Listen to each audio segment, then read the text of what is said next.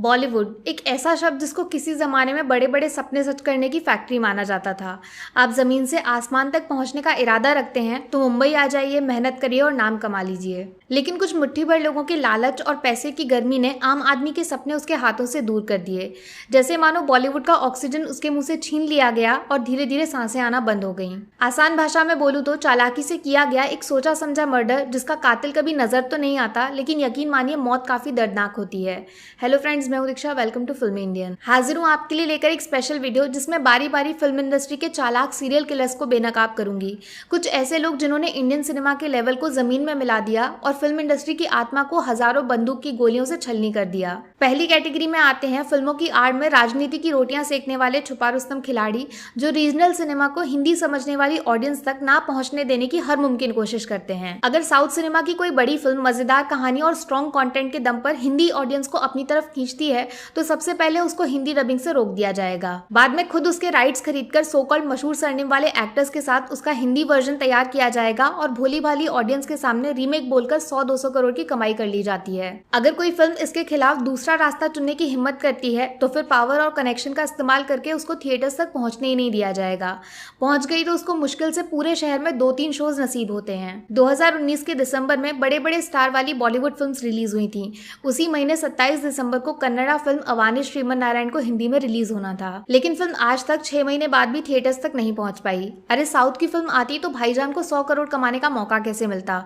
अगर एएसएन दबंग से ज्यादा कमाई कर लेती तो फिर स्टारडम खतरे में पड़ जाता ना। दूसरी कैटेगरी में आते हैं दादा परदादा के जमाने से चले आ रहे खानदानी म्यूजिक लेबल्स, जो किसी फिल्म की रीढ़ की हड्डी यानी म्यूजिक बनाने का काम करते हैं। लेकिन बात सिर्फ यहाँ तक रुक जाती है तो शायद ये वीडियो बनाने की जरूरत ही नहीं पड़ती। दरअसल म्यूजिक की आड़ में ये चोरी का माल बेचकर अपनी दुकान चलाने का काम करते हैं। किसी भी छोटे आर्टिस्ट के गाने को उठा लीजिए, उसकी लाइंस में थोड़ा सा बदलाव करके अपने चुने हुए 2-3 सिंगर्स की आवाज में पब्लिक के सामने रख दीजिए। लेकिन चोरी के बाद सीना चोरी भी इतनी ज्यादा कि जिसका गाना चुराया उसका नाम तक सामने नहीं आने दिया जाएगा। किसी ने कुछ बोला तो हमेशा के लिए उसके करियर को खत्म करने की धमकी फ्री में मिल जाती है। सोनू निगम जो एक कतई टैलेंटेड सिंगर हैं, आज उनका एक वीडियो आया जिसने टी सीरीज जैसे so called number 1 YouTube channel की पोल खोल दी। किस तरह सिंगर्स को झूठी खबरें उड़ाकर डराया जाता है और मुंह बंद करने के लिए प्रेशर डाला जाता है। कभी पुराने गानों को बर्बाद करके रीमेक्स का नाम देकर रिलीज कर दिया जाता है, जिसमें इन मोहतरमा की आवाज और इनके लटके झटके ऑडियंस को लुभाने के लिए काफी है। लाखों करोड़ों व्यूज तो पल के झपकाते ही आ जाते हैं। वहीं दूसरी तरफ जब डिटेक्टिव ब्योमकेश बख्शी जैसी फिल्म का पूरा म्यूजिक एक आउटसाइडर बैंड से क्रिएट करवाने का रिस्क डायरेक्टर साहब ने उठाया तो लोगों ने म्यूजिक तो छोड़िए, एक अच्छी खासी मास्टरपीस फिल्म की लुटिया डुबोने में कोई कसर नहीं छोड़ी।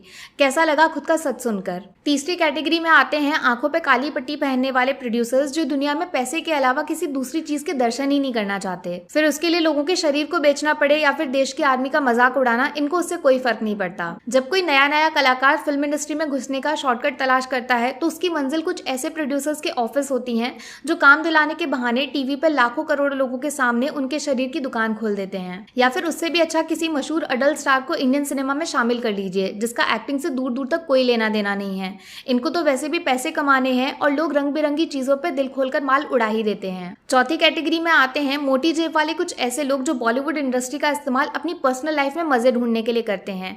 इनके दिमाग में पूरी दुनिया इनके पैरों के नीचे आती है, जिसके ये बेताज बादशाह बन चुके हैं। ज्यादा कुछ नहीं करना है, एक टीवी शो खोल दीजिए, उसमें अपने दोस्तों को बुलाइए, उनके बच्चों को बुलाइए और साथ मिलकर बाकी मेहनती कलाकारों का मजाक उड़ाइए।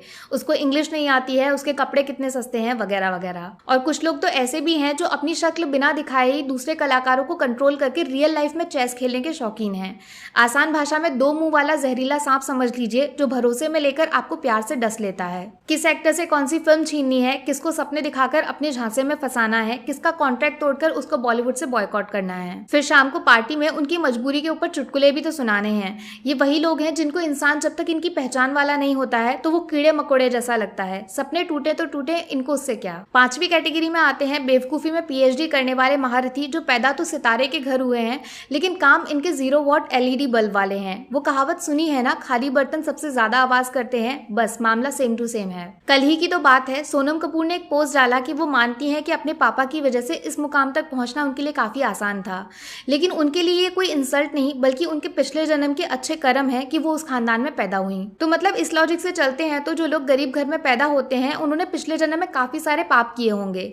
जो लोग भूख से मर रहे हैं वो पिछले जन्म के पापों की सजा काट रहे हैं। एक सच ये भी है कि अगर आप गलती से स्टार किड हैं लेकिन इनकी तरह बेवकूफी में सुर से सुर नहीं मिलाते हैं और फालतू की पार्टीज में दिखावे से दूर रहते हैं तो आपके ऊपर भी बॉयकॉट वाली तलवार लटक सकती है। श्रद्धा कपूर से लेकर अभय देओल, कोंकणा सेन से लेकर अक्षय खन्ना, ये सब बेचारे नाम के पीछे सरनेम होने के बाद भी भेदभाव का शिकार बन चुके हैं। एक जमाना था जब लोग बॉलीवुड स्टार्स को अपना आइडल मानकर उनकी तरह बनने के सपने देखते थे, लेकिन अब भगवान से एक दुआ करती हूँ कि आज के एक्टर्स को देखकर काश कोई बच्चा ऐसे सपने ना देखे तो हम दुनिया को तबाही से बचा सकते हैं। छठे पॉइंट को समझने के लिए किसी कैटेगरी की जरूरत नहीं है, बल्कि सिर्फ एक नाम ही काफी है, हमारे भाईजान सलमान खान, जिनको आप गॉडफादर, दबंग, चैरिटी वाले भैया इन सब नाम से पुकार सकते हो। वैसे तो भाईजान काफी सारे बेरोजगार लोगों का घर चलाते हैं, लेकिन दुख वाली बात यह है कि बाकी जो इनके साथ नहीं है और हाँ में हाँ मिलाने से मना कर देते हैं, उनको बेरोजगार बनाने में सबसे बड़ा हाथ इनका ही होता है। अरिजीत सिंह को ही ले लीजिए, बंदे ने एक अवार्ड शो में भाईजान को पलटकर सिर्फ 2 शब्द बोल दिए थे, उसके बाद आज तक उनकी आवाज किसी बड़े बैनर वाली फिल्म में सुनने को नहीं मिली है। अभिनव कश्यप, जिन्होंने भाईजान के करियर को आसमान में उठाकर दबंग वाली पहचान दिलाई थी, उनकी पतंग काटने वाला मांझा भी भाईजान की चरखी का ही है। देखो, मुझे कोई दिक्कत नहीं है कि सलमान खान किसके साथ फिल्में बनाते हैं, किसको उनमें कास्ट करते हैं या फिर किसको नकली अवार्ड जिताते हैं।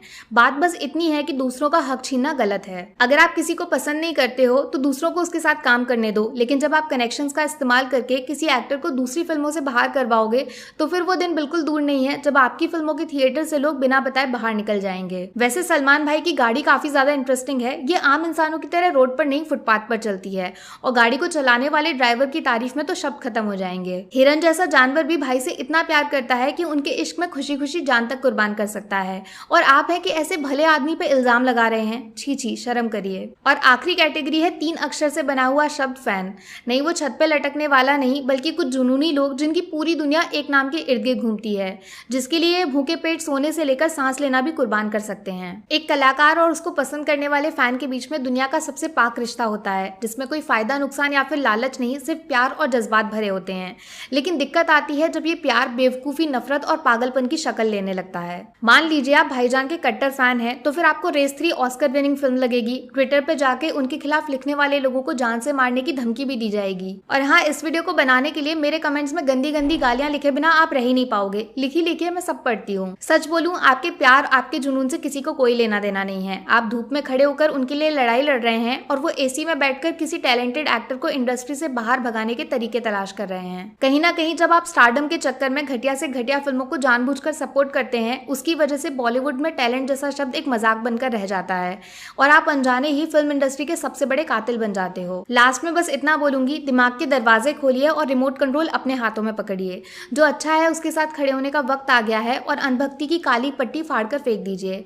हम सब मिलकर बॉलीवुड को दूसरी जिंदगी दे सकते हैं। बाकी वीडियो में कुछ पसंद आया हो या फिर कुछ शिकायत करनी हो तो मैं आपको इंस्टाग्राम पे भी मिल जाऊंगी, वरना थोड़ा सा इंतजार करिए। मिलूंगी आपसे अगले वीडियो में। Take care, bye bye.